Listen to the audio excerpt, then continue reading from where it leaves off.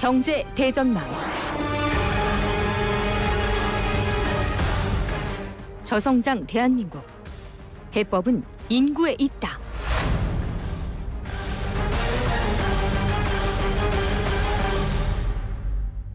네, YTN 라디오 생생경제 2부로 이어가겠습니다. 앞서서 말씀을 드렸던 내용들, 우리나라 저출산 문제에 희망은 없나, 희망을 만들려면 어떻게 해야 하나 2부에선 이야기 나눠보도록 하겠습니다. 2부에서도 이철희 서울대학교 경제학부 교수님과 이야기 이어가도록 하겠습니다. 자, 1부에서도 잠깐 살펴봤던 내용인데요. 최근에 출산율 상승 요인과 함께 살피는 지표, 혼인 건수잖아요. 이 혼인 건수가 좀 늘어나는 추세라고 해요. 배경 어떻게 보십니까? 예, 맞습니다. 근데 이것이 소위 그 결혼율 자체가 올라가는지는 좀 따져봐야 되고요. 그러니까 결혼 수는 몇 가지 요인에 의해서 바뀔 수가 있습니다. 하나는 뭐냐면은 결혼 정년기에 있는 여성의 수가 늘게 되면은 다른 조건이 동일하다 하더라도 혼인 건수가 늘게 되겠죠. 일단 모수가 늘었으니까. 네, 또 하나는 뭐냐면은 그 연령대에 결혼하지 않은 분들이 늘게 되면은 또 결혼 건수가 늘게 됩니다. 왜냐면 결혼을 안 하신 분들만 결혼할 수 있거든요. 근데 사실 지금 보게 되면 30대에 결혼하지 않은 여성의 인구가 계속 늘고 있어요. 결혼하신 분들이 많기 때문에. 그렇기 때문에 소위 그 혼인율, 그러니까 혼인율이라고 하는 것은 무배우 여성 중에서 몇 명이 결혼하는가 하는 것인데 그 자체가 과연 늘었는지는 따져봐야 되는 그런 문제이고요. 그래서 어쨌거나 또 다른 것은 아까도 말씀드렸던 것처럼 전반적인 추이는 변하지 않았지만 팬데믹 때 결혼을 안 하신 분들이 결혼을 이제 잠깐 미뤄서 하는 그런 경우가 있을 수가 있고요. 이제 그렇게 되면은 앞으로의 반등세는 사라질 가능성이 있겠죠. 그동안은 그 결혼을 많이 해야지 출산율이 오른다는 거, 이거는 뭐 당연한 인과관계, 원인과 결과가 아닌가 이렇게 평가를 했었는데 최근에는 소위 말하는 딩크족 늘면서 이거 꼭 비례가 되진 않는다 이런 평가도 나오는 것 같아요. 여성의 경제활동이 출산율 증가 속도를 늦췄다, 이런 평가에 대해서는 어떻게 보십니까?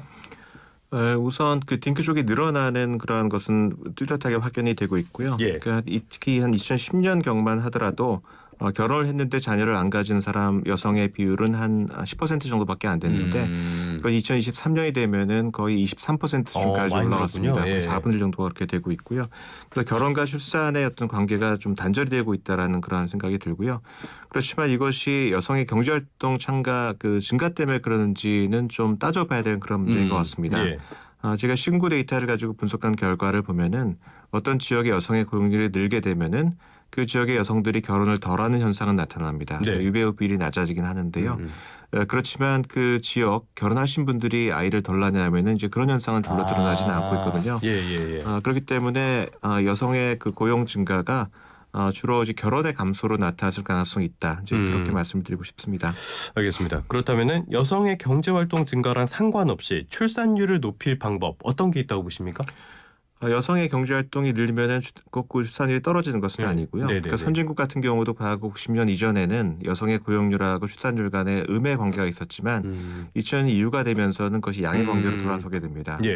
그 이유는 뭐냐면은 결혼하고 이 여성의 경제활동 참가율 또는 출산에 모두 긍정적인 영향을 줄 수 있는 제3의 팩터가 있기 때문에 그런 것이고요. 어떤 거죠? 예를 들어서 일가정 양립을 더 강화할 수 있는 그런 정책이라든가 여성의 소위 그 결혼과 출산의 페널티를 완화하는 그런 정책은 그 두 가지 다 긍정적인 영향을 미치고요. 또 다른 사례는 과거 20세기 초와 중반에 여러 가지 그 여성의 가사 노동을 줄일 수 있는 그 가전 제품들이 많이 나왔습니다. 세탁기, 그다음에 뭐 세척기, 진공 청소기, 이유식. 이렇게 되니까 이것이 그 이후에 베이비붐에도 영향을 미쳤고 동시에 여성의 경제활동 참가율도 올라갈 수 있었고요. 그러니까 요 두 가지에 모두 다 긍정적인 영향을 미칠 수 있는 그러한 그 변화가 일어난다고 한다면은 여성의 고용률이 높아지면서도 출산율이 올라갈 수 있는 그런 가능성이 충분히 있다고 생각을 합니다. 알겠습니다. 그렇다면 우리가 논의해봐야 될 거는 지금의 인구 대책이 아닐까 싶습니다.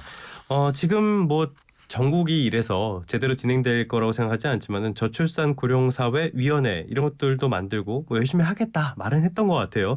현 정부의 인구 대책 기조가 뭐라고 보십니까? 기본적으로 현 정부의 인구 대책은 이제 두 가지로 요약이 될 수 있을 것 같은데요. 그러니까 아이를 낳아서 기르는 비용을 줄여주자라는 것입니다. 그러니까 현재 결혼을 해 있고 아이를 낳을 수 있는 그런 사람들에게 아이를 낳을 유인을 더 주는 것이고요. 또 두 번째는 이 정책에 있어서 효율성이 높다고 생각되는 그런 정책에 집중하자. 이 두 가지 키워드로 요약을 할 수 있을 것 같습니다. 과거에 있었던 대책들이랑 참 별 차이를 못 느끼겠는데. 예, 과거하고 실질적으로는 차이가 없었는데요. 예. 그러니까 그 이전 정부에서 제4차 기본경이 나왔을 때는 좀 다른 게 있었습니다. 그러니까 삶의 질을 높이자라는 게 있었고, 두 번째는 양성평등을 강화하자라는 예. 그런 적어도 그런 기조가 있었는데 실질적으로는 그것이 구체적인 정책으로 나타나지 않았기 때문에 예. 실제 체감하는 정책은 뭐 과거 정부나 지금 정부나 이제 큰 차이는 없을 것 예. 같다 그렇게 생각을 합니다. 그럼 말씀해 주신 걸 보면은 지금의 정책들, 말씀해 주셨던 대책들이 인구 감소 그리고 저출산 해소 이쪽에 실효성이 있었다라고 보십니까?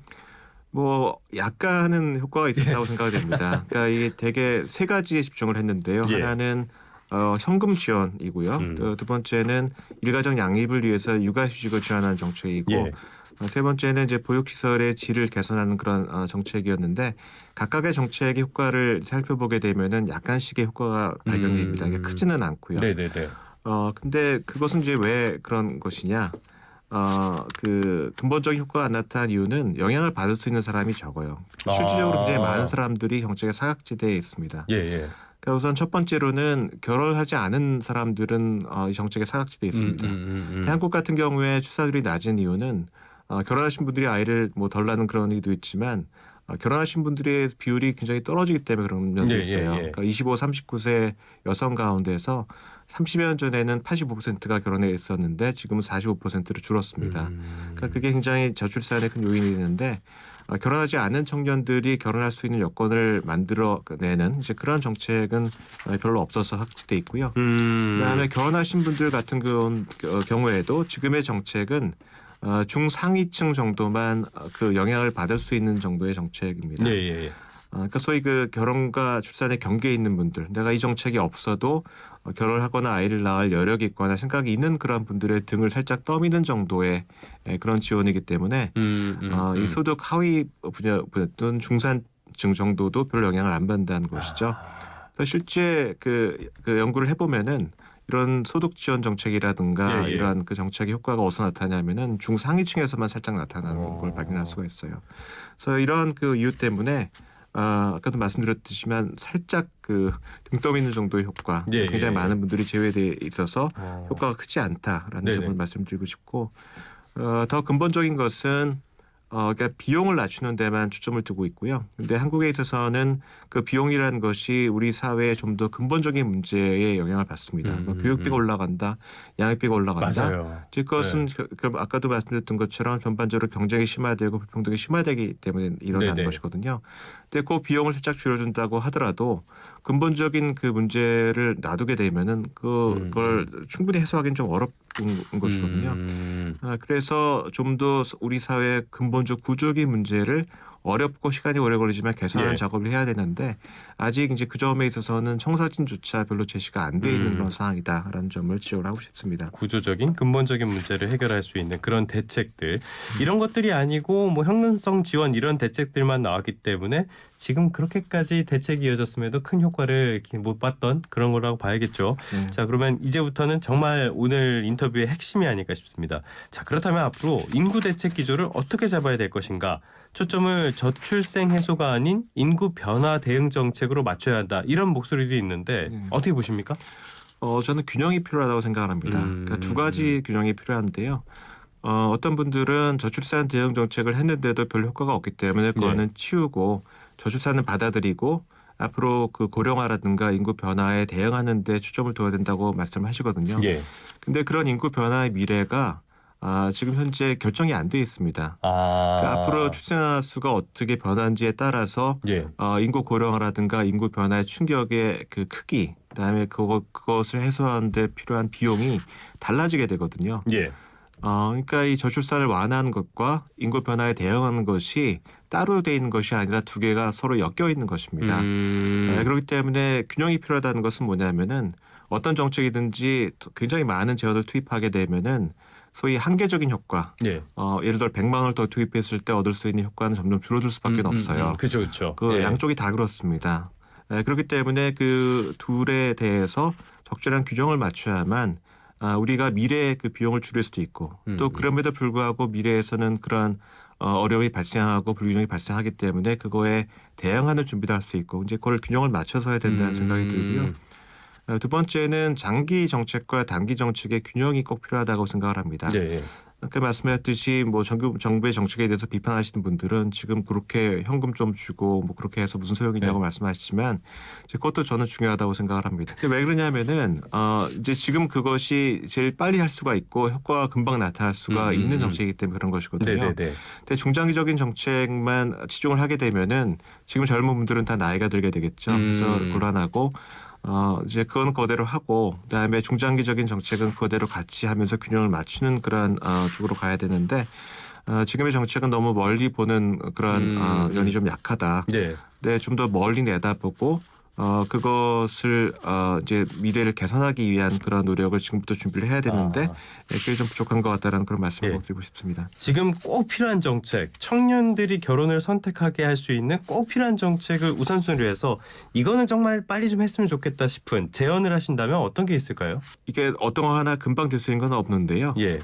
첫 번째로는 그 주거 지원에 있어서 최근 정부의 정책은 중상층에 있는 젊은이들만 대상으로 하는 면이 있습니다. 그러니까 예를 들어서 대출을 할 때 집사한테 대출을 좀 해주겠다라는 것인데요. 그거는 어느 만큼 자기 일자리도 안정적이고 그렇죠. 어느 만큼 괜찮으신 분들에게 그 지원이 되는 것인데 거기 벗어나 있는 젊은이들이 상당히 많습니다. 그렇기 때문에 그렇지 않은 사람들 같은 경우에는 사실은 임대주택을 늘린다거나 좋은 지역의 임대주택을 늘리는 이제 그런 종류의 정책이 필요할 거라고 생각이 되고요.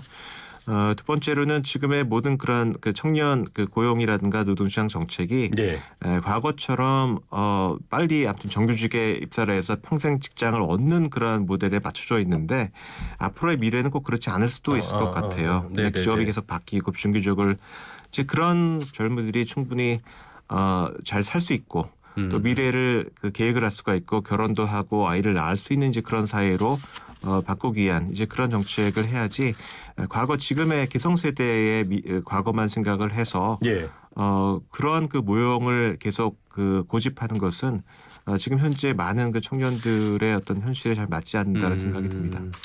알겠습니다. 의식주에서 주 그리고 고용정책 이런 부분들은 정책과 정부의 역할 굉장히 강조되는 부분일 것 같고요. 반대로 세대의 불균형을 갖고 있는 고령자 사회에서 우리가 노동시장이 갖춰야 할 자세, 정책 이런 것들을 말씀을 드린다면은 민간의 영역도 좀 있을 것 같습니다. 이런 부분에서는 어떤 대책 같은 게 필요하다고 보십니까? 민간은 또 민간이 할 수 있는 영역이 있는데요. 민간에 정부를 대신할 수 있는 것을 강요하기 굉장히 어렵습니다. 근데 지금 이제 그런 면이 좀 있는 편이고요. 정부가 하지 못하는 거를 이제 민간에 떠넘기는 그런 것이 있고, 근데 민간이 할 수 있는 것은 뭐냐면은 결국은 본인들의 어떤 경쟁력을 더 확대하기 위해서 일자리의 질을 높이고 그다음에 일가정 양립을 강화하고 그다음에 이제 고령 친화적인 일자리를 만들고 그렇게 하는 것은 전반적으로 인구 변화의 미래에 대응하는 데도 도움이 되지만 개별 기업이 경쟁력을 확보해서 미래 좋은 인재도 확보를 하고 그런 데도 도움이 되는 것이거든요. 이제 그렇게 기업의 이익과 그다음에 사회에 공헌할 수 있는 것이 이제 합치가 되는 그런 부분에 우선적으로 집중할 필요가 있다고 생각을 합니다. 알겠습니다. 지금은 대한민국은 거의 소멸해 갈 수도 있다라는 우려가 나오는 상황이기 때문에 이런 저출산 문제 언제나 가장 중요한 것된 정책의 우선순위를 두고 많은 추진들을 해봐야 되지 않을까 싶습니다. 지금까지 이철희 서울대학교 경제학부 교수님과 함께 우리나라의 저출산 문제 종합적으로 진단해봤습니다. 오늘 말씀 고맙습니다. 네, 감사합니다.